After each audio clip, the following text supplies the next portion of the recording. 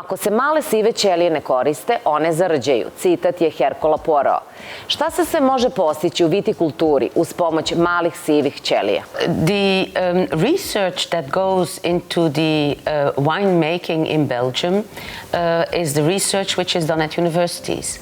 We have a very big campus in Ghent.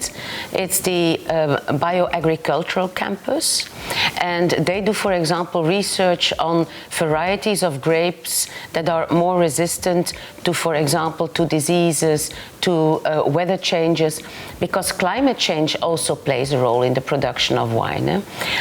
Climate change, on the one hand, makes that as an effect of the climate change, we have warmer summers. But on the other hand, we also have, and this is the negative part of climate change, is that you also have more extreme weather. You have extreme droughts and you have extreme wet periods. And how are you going, the big question is then, how are you going to protect your vines against the extreme heat, and how are you going to protect them against extreme rainfall? And this is being researched by agronomists, and in the literature on Belgian wines you will read that they are on board to give advices and to develop new methods of producing let's say grapes, so that you have the best quality of grapes of which you can make the best wine. So it is a very important element, the research that goes into the making of wine, and I think that goes for every country. Also, for example, pesticides. In the European Union, pesticides, many pesticides are forbidden, and that means that you have to make sure that the grapes survive.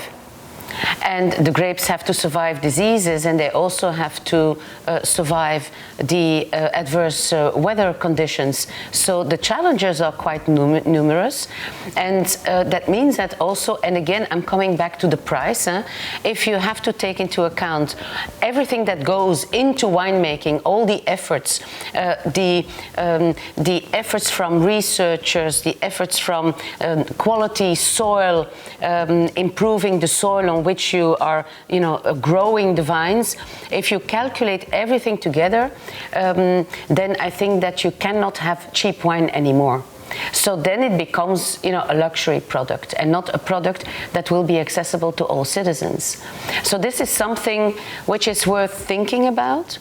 And there will be, it's already the case in California, as you know, in Napa Valley, where they have had extreme droughts year after year, and where the wine production goes down because it's very difficult to get the same production of the grapes. The raw material, is on a downward slope, and so if you have less grapes, you cannot make the same amount of wine, because there is nothing you can add when you start producing, making, the real making of the wine.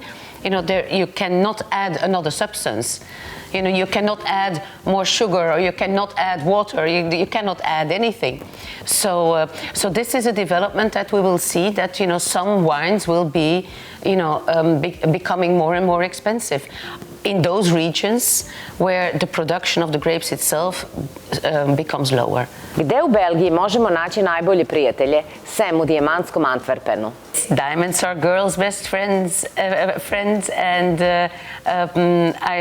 I'm very proud of the Antwerp diamond industry. It employs still up to today over 70,000 people, direct and indirect jobs. Let's say, focus of the diamond business has changed over the years. We used to cut, Antwerp used to be one of the largest cutting centers in the world. Nowadays, there's also a lot of diamond cutting done in India, in Mumbai, with a city with which Antwerp has very close relations, because diamond traders in Antwerp work together with the cutters and the diamond traders in Mumbai. Same for the Emirates, for Dubai. So also a lot of diamond trading is nowadays done over there. But for Antwerp, what is the current largest business segment is the cutting of above 5 carat stones. So that means the most difficult cutting is still done by diamond cutters in Belgium, and I'm extremely proud of that.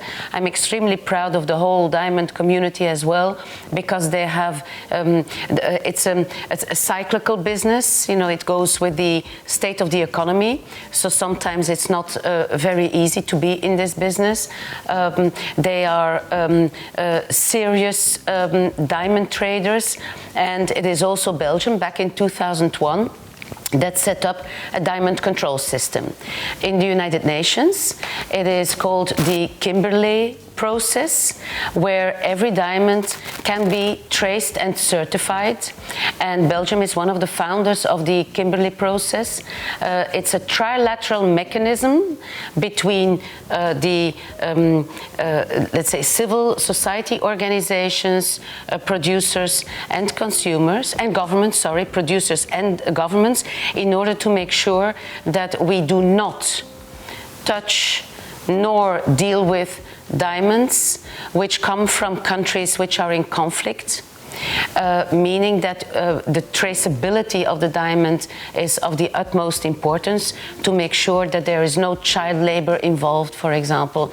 And we know that in some countries that does happen, and we are in my country, my government is very strong-willed in having clean diamonds on the market. And yes, of course, if you go to Antwerp and to Brussels, you will see special diamond shops, always with diamonds of the highest quality, with a certificate. The certificate is now used world over, and well, who wouldn't want to have a nice diamond? And any time of your life is good to have another diamond, and to add on and to add on. In Belgium at the moment, the production is over almost 2 million liters, and the number of wineries has grown exponentially since the 1990s. So we had a tradition in the first 10 centuries, from the 1st century until the 1100s, we had a wine tradition. Then the wine tradition was still very local, restricted to the monasteries, as it was only made to drink when there was mass, at mass by the priests. Then we had the Middle Ages. In the Middle Ages, wine production fell. And why did it fall in my country in the Middle Ages? It fell because it was the introduction time of the potato. And the potato was much more profitable to cultivate than grapes. And then it went up again in the 19th century, and then it stopped because we had the 2 world wars in my country, and so it was impossible, to cultivate grapes during that time period. In the 1950s, grapes growing picked up again, and finally in the 1990s there was this drive, to make more wine, and this was a very successful story. In the meantime, we have over 100 wine producers in Belgium, which is a lot. And it is based on a lot of research. The wines that they make are very, very good. They are cool climate wines. Cool climate wines mean that you only can use a restricted number of grapes, which will grow on our soil.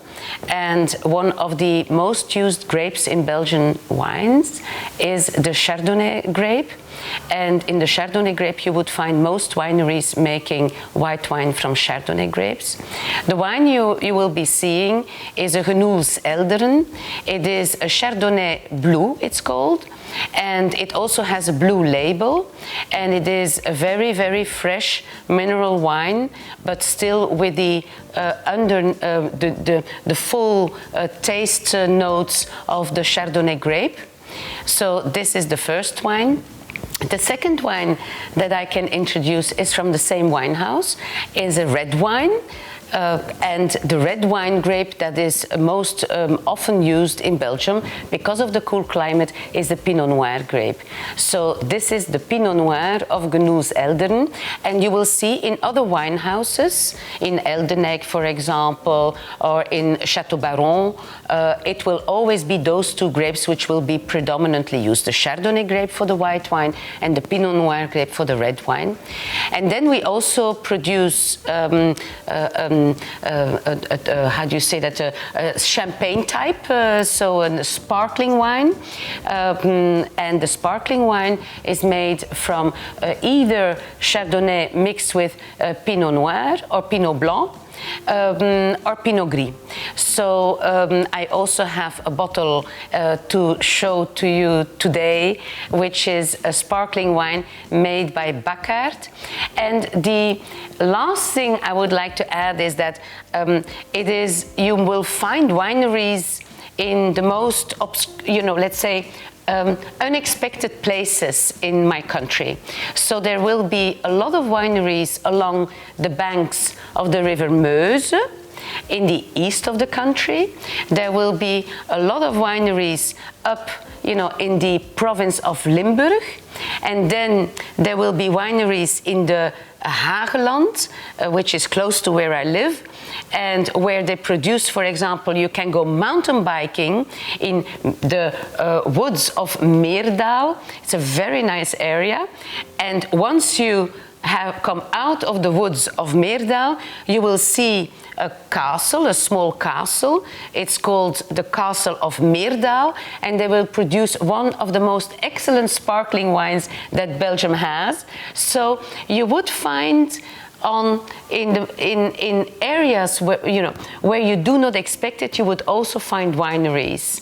And then you would move to the sea coast. You know that we have my country has the North Sea as one of its borders, and then to the south in that region you would also find phenomenal wineries, and always like 4, 5, and then in the middle of the country maybe 10, 20, then another 20, 30 in the Limburg region, then another 20, 30 in the region between Namen, Namur, Huy, Huy, and Liège. And so so you can basically do a tour of Belgium visiting all the wineries that we have.